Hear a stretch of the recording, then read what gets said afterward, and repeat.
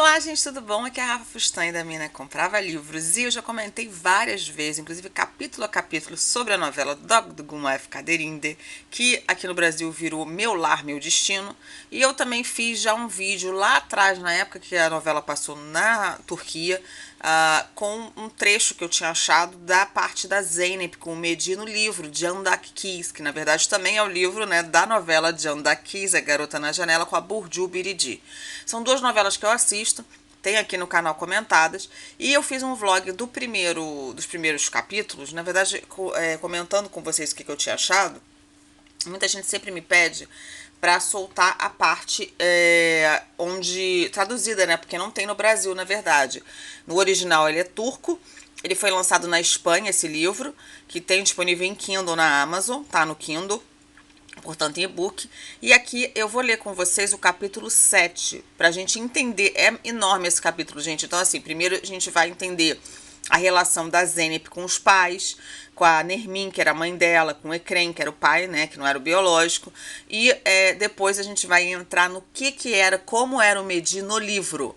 Eu já tinha feito uma vez esse vídeo bem a passar, mas agora eu li de verdade o livro, então eu vou dividir aqui com vocês essa história. Lembrando a vocês que esse livro não está traduzido para o Brasil, eu fiz a tradução, então pode não estar totalmente 100% correta, mas acho que dá para entender aí como é que era essa relação e quais foram as diferenças do roteiro referente à novela e o livro, né, que é o original, baseado em uma história verídica, né, que teve toda essa questão da autora, que é uma psiquiatra, que divide com a gente nos seus livros algumas experiências não ficcionais, né, mas trocando os nomes dos pacientes dela. Bom, vamos lá então para o capítulo 7. Que é exatamente a Gulseren, né? Gulseren, você vai falar o nome dela, narrando o encontro dela, como ela conheceu a Zeynep.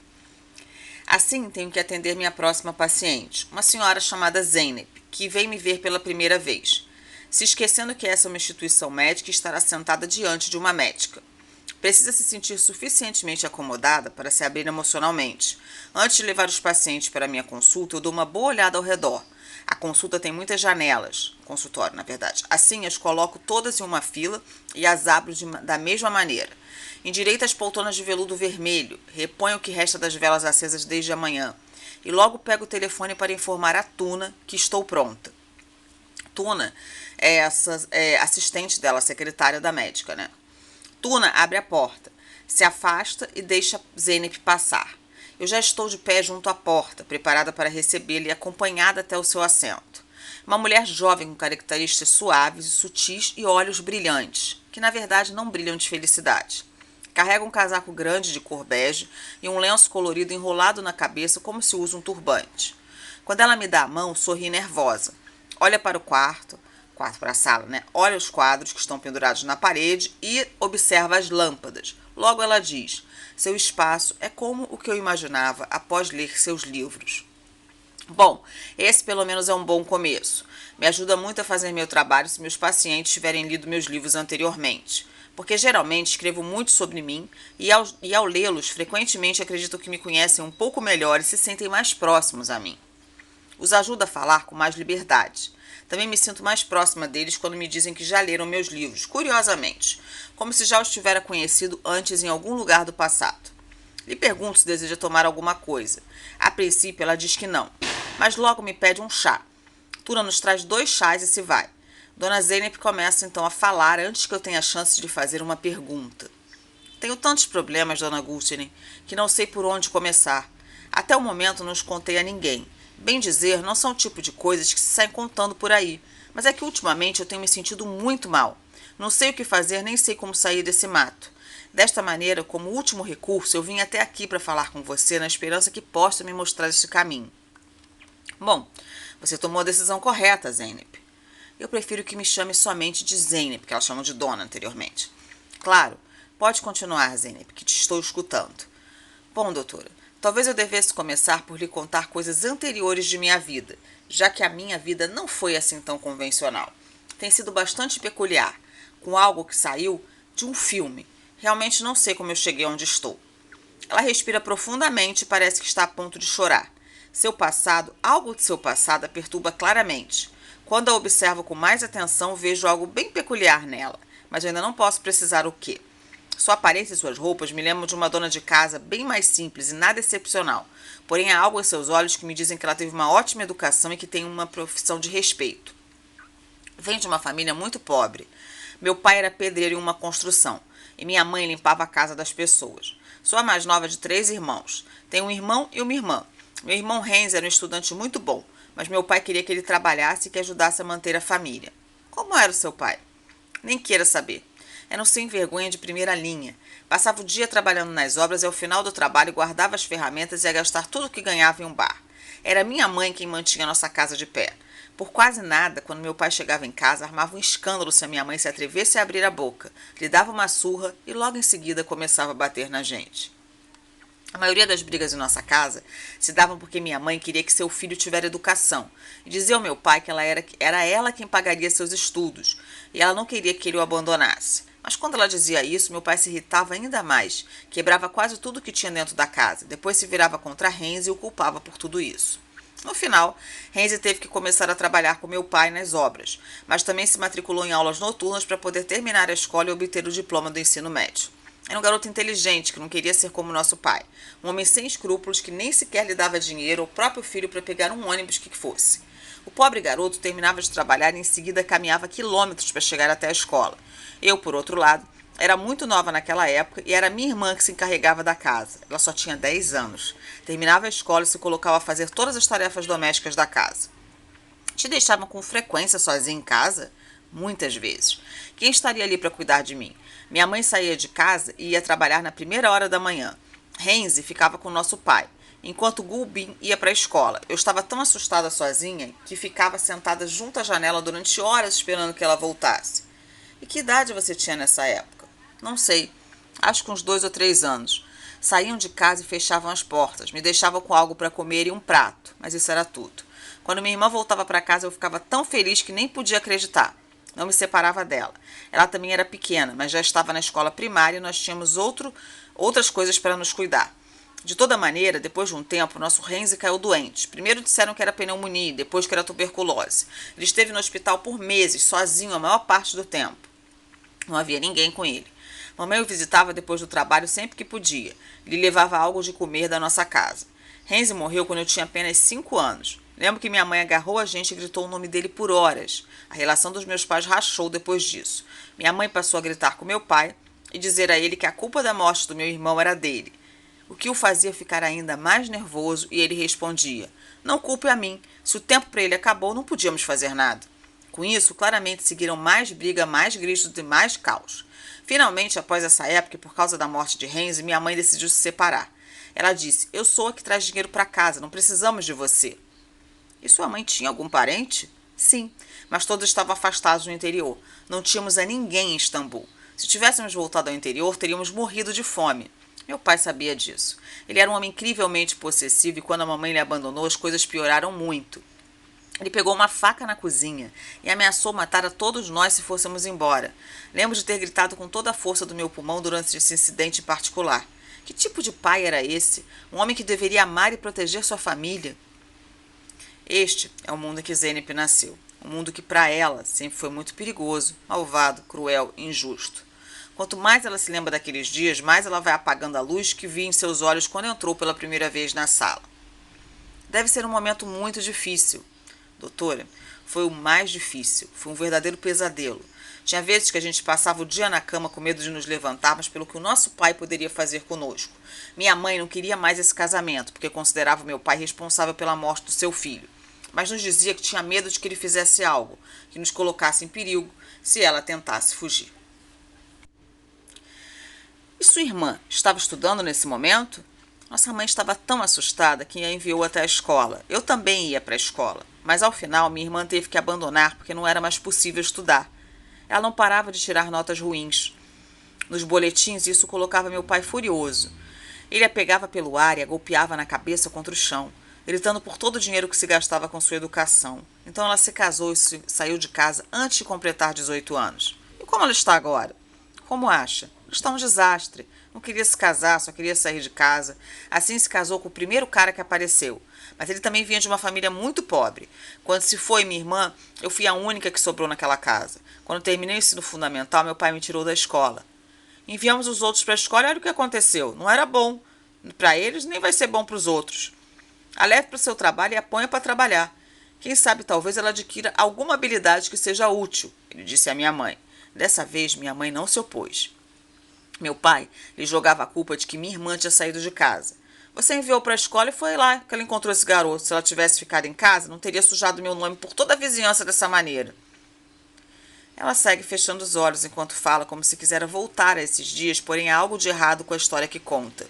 Sua forma em que fala e seu tom de voz. Seu gesto, sua postura e sua linguagem corporal contam uma história diferente. Não me parece alguém que tenha saído de uma casa como a que me descreveu. Há algo mais alarmante, de alguma maneira, com que ela dispara de falar de sua vida antes que eu a pergunte. Se não tivesse dito nada, eu suporia que era uma mulher muito culta. Vejamos onde leva essa história. Me diga, em sua classe, que tipo de aluna você era? Eu era muito estudiosa, só tirava boas notas. Quando meu pai interrompeu meus estudos, chorei durante dias e lhe implorei que me deixasse voltar a estudar. Mas ele não me escutou. Minha mãe não me defendeu e no final deixei a escola e comecei a acompanhá-la em seu trabalho.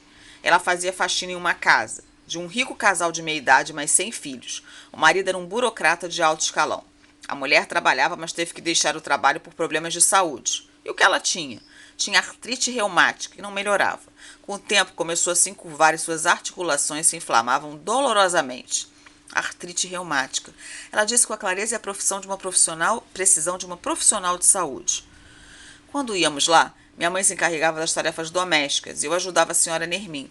Era uma mulher doce e carinhosa, sempre arrumava tempo para me escutar e me tratava com respeito.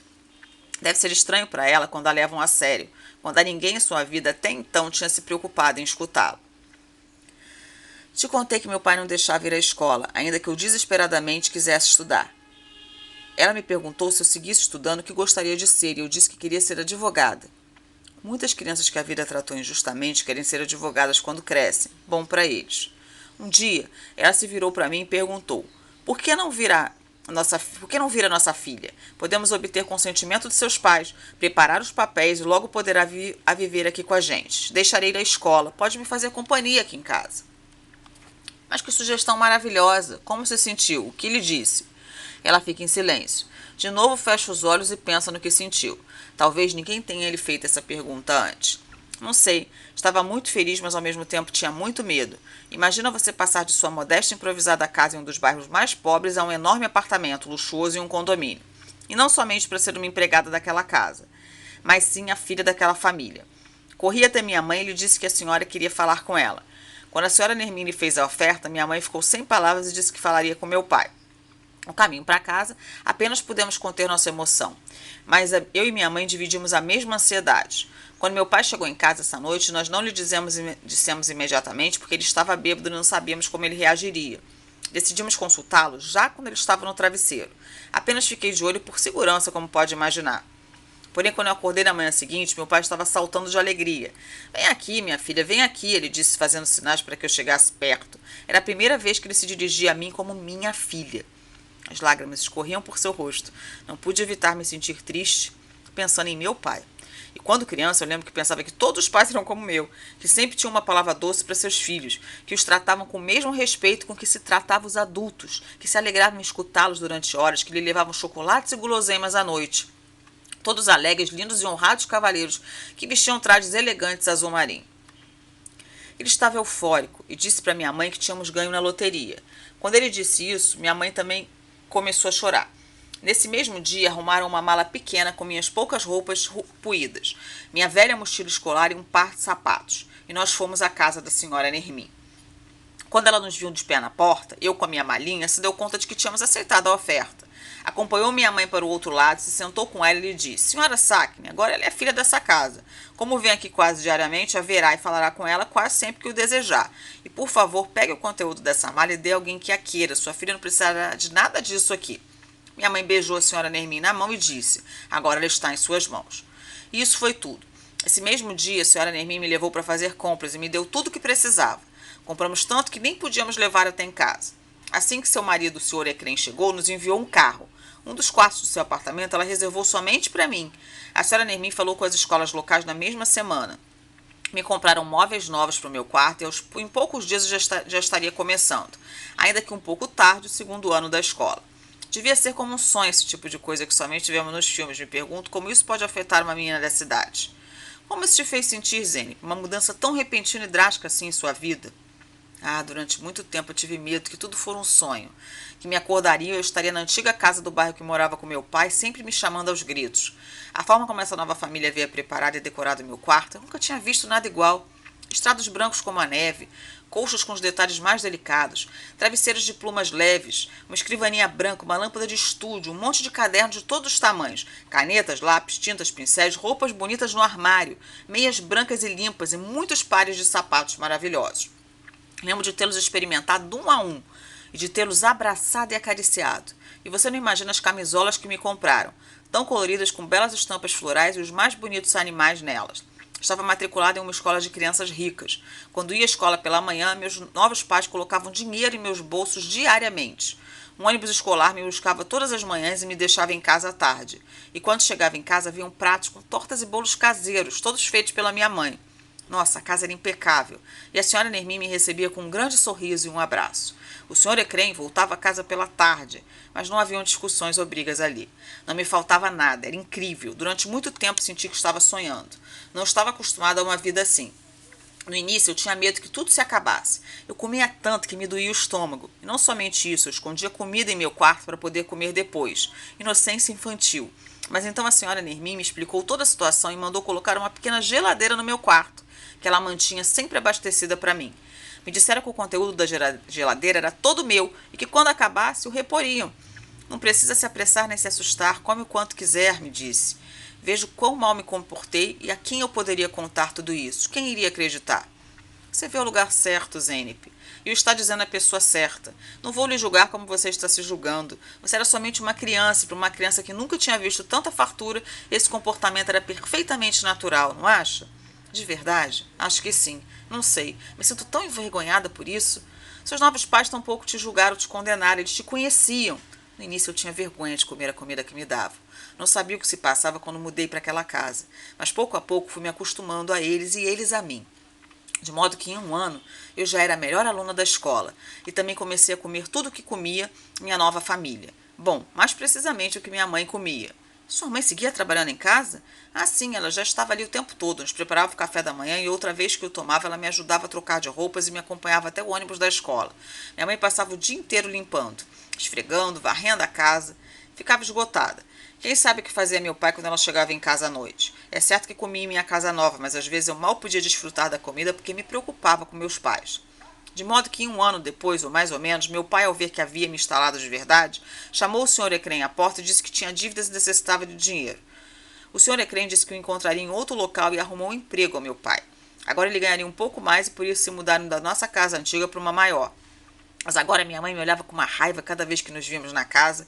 A forma como ela me olhava fixamente quando me sentava à mesa e ela nos servia era como se eu tivesse cometido algum crime terrível. Mas por quê? Lhe pergunto. Acredita que é possível que as mães sintam inveja de seus filhos? Eu não gosto nada dessa pergunta. Posso responder positivamente ou negativamente, já que tenho elementos de verdade em ambas as respostas. Mas no final das contas, as mães também são mulheres e, portanto, possuem todas as qualidades boas e ruins que são exclusivas dos seres humanos. E o que te parece? Não posso dizer. Me sentia que a corroía me ver bem enquanto me tratavam. Me corroía viver tão bem enquanto me tratavam naquela casa, tão maravilhosamente. Somente íamos trabalhar naquela casa e de repente a senhora Nermin se deu conta do que estava passando. Eu era tão feliz ali, mas os olhares de minha mãe pareciam com os das garotas da escola.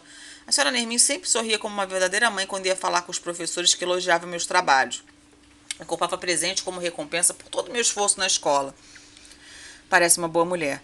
E durante suas férias escolares você voltava à casa de seus antigos pais? Ah, não. Quando acabava a escola, a senhora Nermin e eu íamos à sua casa de verão em Bucuiacada. Devido aos seus compromissos profissionais, a senhora Ecrem somente podia ficar conosco na ilha por um mês.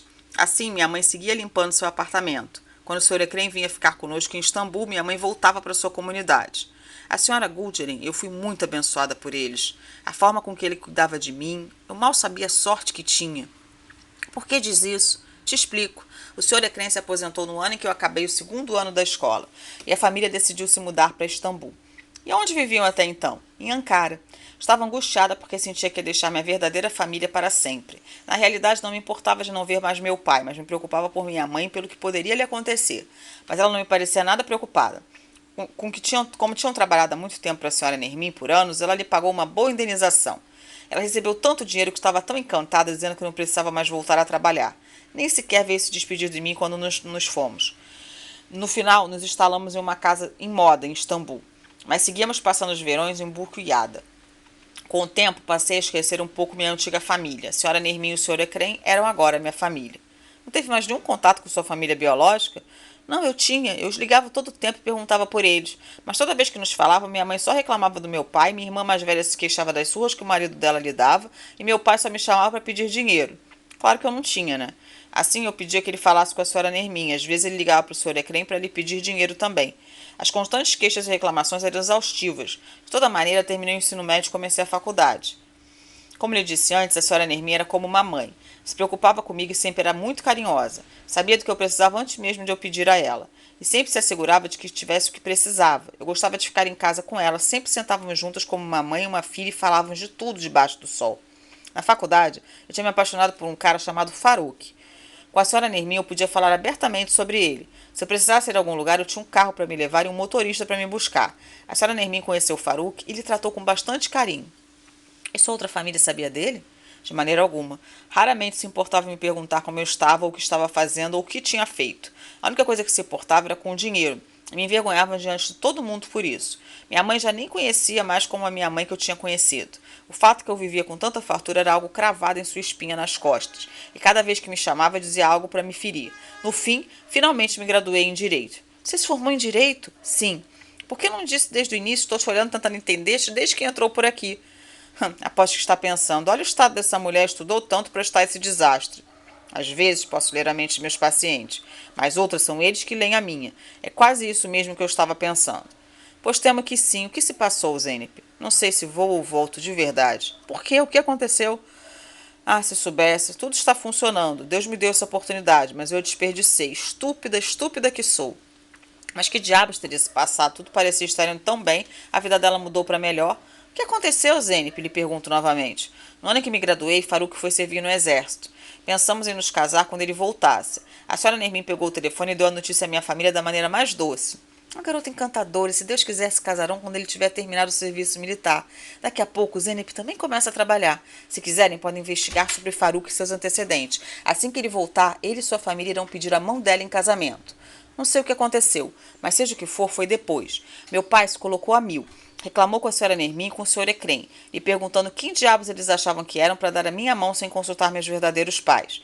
Uma semana mais tarde, meus pais biológicos apareceram em Istambul como um trovão e disseram: vamos casar nossa filha com outra pessoa, o rapaz é médico, também é um primo distante dela. Já se meteram demais em sua vida. Conhecia esse médico? Bom, o conhecia desde que éramos criança. Era praticamente o único que saía de nossa comunidade. Sua família não parava de se vangloriar porque seu filho estava estudando na universidade para ser médico. Só sei que isso foi um baque quando meus pais não deram essa notícia. A senhora Nermin me abraçou e disse: minha filha, você já não é mais uma criança. Já é suficientemente grande para tomar suas próprias decisões. Eu não disse nada. Mas como sua amiga durante todos esses anos tenho medo que cometa um erro terrível. Essa é a sua vida e sua decisão. Por favor, pense bem e não se precipite. E o que você fez, Zeynep? Lhe pergunto. Ela abaixa o rosto e começa a chorar, me dizendo: se não voltar com a gente, nunca terá minha bênção. Isso foi tudo que eu ouvi e nada mais. Incluindo meu pai, que nem sequer chorou pela morte de seu próprio filho, estava encurvado e chorando. E chorando. Você é nossa filha, nós queremos que se case com alguém que nós conhecemos e que lhe ajeite a vida. O rapaz que escolhemos para você já tem um tempo que te segue na internet. Ele e sua filha virão vê-la. Ele e sua família virão vê-la. Te darão uma boa vida, ele disse em lágrimas. No final, convenceram a senhora Nermin de me deixar ficar com eles por uma semana. E com isso, me pegaram pelo braço e me arrastaram de volta para casa. No dia seguinte, eu chorava. Nem ao mesmo tempo podia entender o que estava se passando. No dia seguinte, Mehdi apareceu. Se eu tivesse visto na rua, não teria reconhecido. Me olhava com um olhar de nostalgia, pedindo-me que aceitasse. Em uma semana, me tiraram o sim. Mas foi contra sua vontade, não? Lhe pergunto. Não sei. Não sei como eu disse, não podia suportar ver minha mãe tão alterada quando me disse que não me daria sua bênção se eu não fizesse isso.